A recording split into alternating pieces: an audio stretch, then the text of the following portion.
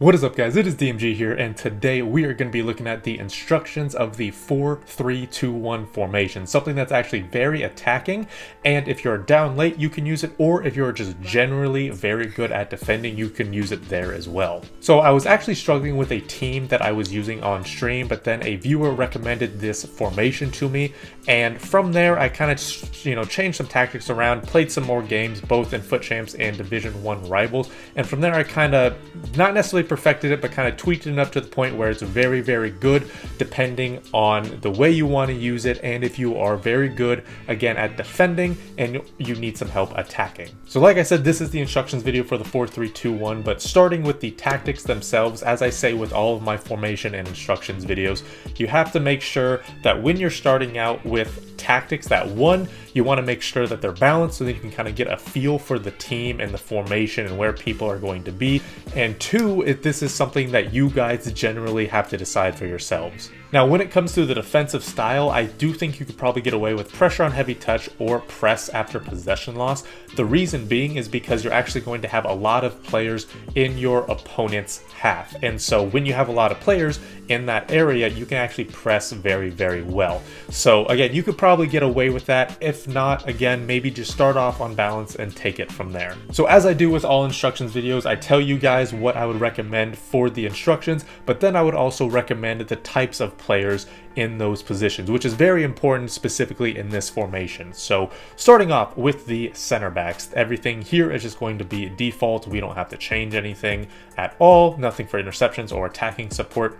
Moving on to the left and right backs. Now this is probably where it gets to be a little bit different. So when I've seen narrow formations like the 4-3-2-1, like the 4-1-2-1-2 narrow, typically the left and right backs are always going to be on stay back while attacking. However, I actually want them to be on balanced in this case. Hence why this is an attacking formation. Now later on I'll add some other players for defensive support, but for the left and right backs, you actually don't really want to think of them as defenders in this case. You kind of want to think of them as left and right wing backs or left and right mids that essentially get back. So if you are defending for a while, let's say your opponent has the possession for a good amount of time, then yes, your left and right backs will come back for defensive support. That's, again, that is their position technically. That is their home base. So again, if your opponent has the ball for a good amount of time, that's where they're going to end up. But again, we don't really want to think of them as just left and right backs or just defenders. We want to think of them as left and right wing backs, left and right mids who essentially get back, get forward, and kind of do everything. So it's really important to do that because they add width to this formation. This is obviously a very narrow formation, and so when you add width and you add these players that are overlapping and bombing down the wings, first of all, it's going to add more havoc on your opponent's defense, namely their left and right backs, so they won't have additional support, but then also it's going to just add some more attacking support for you yourself. I will also say that I actually have them on the inverted run type. Now, when I have them on inverted, it does not mean they are going to be running on the inside of these very narrow center mids. While you look at the description of the inverted run type, you can see that it is an underlapping run on the inside of wide players. So you see Delaney, you see Paulinho, they're obviously not wide players. They're not left and right mids. They are left and right center mids. They're more narrow. So if you take Mukiel here, he's not going to be running on the inside of Paulinho. That's not what's going to be happening. If you drag Paulinho out wide, then Mukiel is going to be running on the inside. And in my case, I actually like that. The reason being is that, let's say I do drag Paulinho out wide, then, if I have Mukiel on balanced or overlap, they're just going to be clumped up on the outside, and then essentially there's just going to be no space and I'm going to lose the ball. Whereas if I have them on inverted, when I bring Paulinho out wide, Mukiel is going to essentially switch positions for a short second, and he's going to be that center mid, and then Paulinho is going to be that right back. And that brings me to the type of players you actually want at your left and right back spots. You need these players who are very, very complete. So an informed Florenzi would be extremely good in this formation. High work rates and just all around very, very good stats. Then informed Jesus Corona would be good. And Alex Tellez would even be very good since his passing, his dribbling, even his shooting isn't that bad either. So in this formation, I actually used Mukiel. That was not a good decision. Again, like like I said, I was using other tactics before, so I just kind of threw him in here just because I didn't want to switch up the entire team. But Mukiel is not a good choice here because his passing is very, very bad, and obviously his shooting is not very good either. Alphonso Davies on the left back spot, he's kind of like the bare minimum I would have because his passing and his shooting aren't that great, but at the very, very least, I think that they are usable, especially for Davies, just because he did get a decent amount of assists and he actually did get a goal or two as well. Next up, we have the center midfielders. Now, this part of the instructions is actually going to be pretty important, and it's also going to be something that you guys may have to choose between because I'm going to give you guys two options about how to go about this. So for the left center mid, I have him on drop between defenders and cover center. I have the same thing for the right center mid, which is again, drop between defenders and cover center. But for the central center mid, I have him on get forward and get into the box for crosses. So initially for the central center mid, he's kind of like this late run center attacking mid. He's going to get forward and he's going to make these late runs into the box and into the attack. And those late runs are actually very, very important just in general when it comes to scoring goals. The reason being is because when you see that late run, it's going to force your opponent to react. Is he going to change and mark that run instead of you, or is he going to ignore that run and just mark you instead? And when that happens, that's when you can kind of make a decision for yourself. Okay, he decided to go and mark this run that Anderson Talisca is making. I can carry the ball up a little bit further. Or, okay, he's marking me instead of this run. I'm going to pass it to, this central center mid, which in this case is Talisca, and I'm going to have a shot. Or I'm just going to continue to carry the ball when I get the ball to Talisca. So again, this central center mid, when defending, yes, he does get back. Yes, he does help out a little bit in the defense. But again, it's his main job to kind of push forward, make these late runs into the box. Now for the left and right center mids, I have them on drop between defenders instead of stay back while attacking. The reason being is that they drop back a little bit more. And this is where that added help defensively is what really comes into play. So again, we have the left and right backs unbalanced. They're going to be adding width. The left and right center mids don't really add width to the team, right? They're central.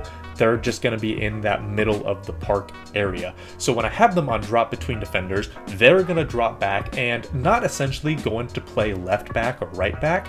But if you do happen to get hit on the counter, then Delaney can fill for that left back spot, or Paulinho can fill for that right back spot, or Delaney can fill for that center back and then Zakaria can go out wide, or Paulinho can fill in that center back spot and then Klosterman can go out wide. So essentially these like left and right center mids here are essentially not necessarily defenders, but they're really sitting back, and when it comes to kind of preventing the counterattack, then they do become defenders. It's important to recognize that a lot of these positions are not going to be their true position when you're going to play the game, right? Because again, FIFA is a quick pace, or should be a quick paced thing. So your left and right backs, yeah, they're going to be bombing down the field. They're not really going to be left and right backs. Your left and right center mids, no, they're going to be defending more. So really, they're going to be almost kind of like a center back or a defensive mid, or even a left back or right back if they are preventing a counterattack. So as I mentioned, there are actually two options for this midfield trio here when it comes to the instructions.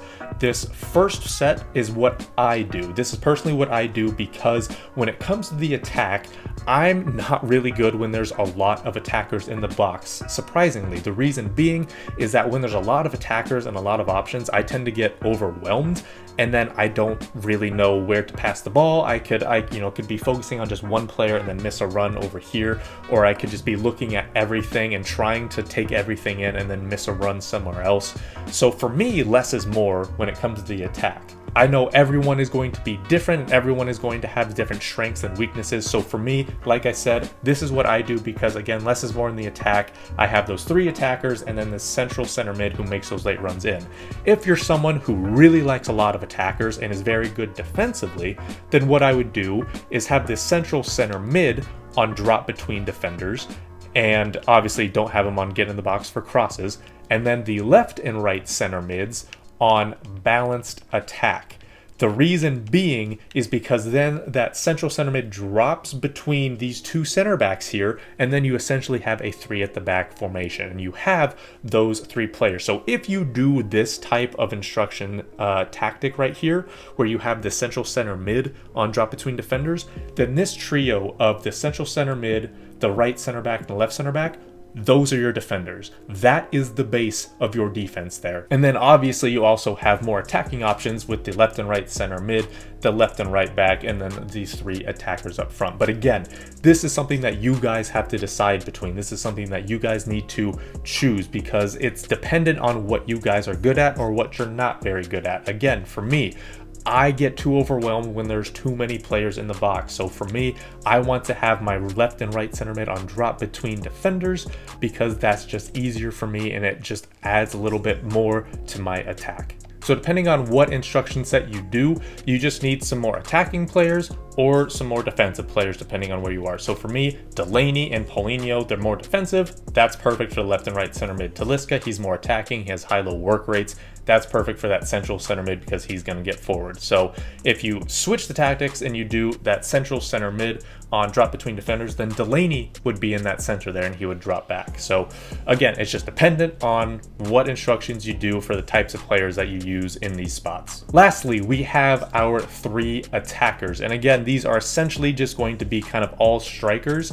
Right, you have that central striker, then you kind of have that left and right striker. So on the left side and the right side, I have drift wide, and then on the central striker spot, I have stay central. So as I mentioned, these guys are essentially all going to be strikers. So when I have these left and right forwards or left and right strikers, I have them on drift wide because then when I'm in the attack, they add a little bit more width. They're not going to be out wide like they are when it comes to a 4-3-3. They're not going to be left and right wingers. Again, the base of their formation, of their position, is a left and right forward. So when it comes to that kind of home base, they're going to be more narrow. They're not going to be sitting out wide. Just like in a 4-3-3, if I have the offensive width at 1 and I have my left and right wings on cut inside, yes, they're going to be inside a little bit more, but when it comes to that home base, they're still going to be out wide. They're going to be in that wide formation. And then I have Gabriel Jesus, our central striker, on stay central, just because then we have that one little area in the middle of the field where, you know, we don't have a lot of players and we just have that one player who kind of solidifies himself in that central position. So when it comes to the players in these positions, you just kind of need more attacking players. So for example, left and right forwards, you know, Lucas Moura, that's perfect. Douglas Costa, you know, I might switch that so he's a little bit better shooting, or have a player that's better at shooting. But when it comes to that central striker spot, you kind of need him to be good at everything. So you need him to have good pace, good dribbling, good shooting, because again, he is a striker.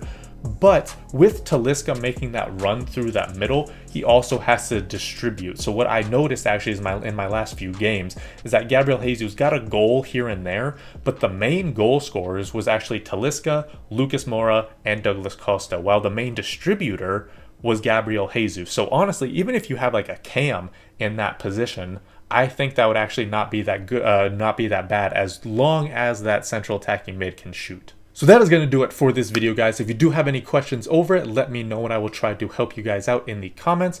But like I said, that is going to be it. Thank you guys so much for watching. This has been DMG. Peace.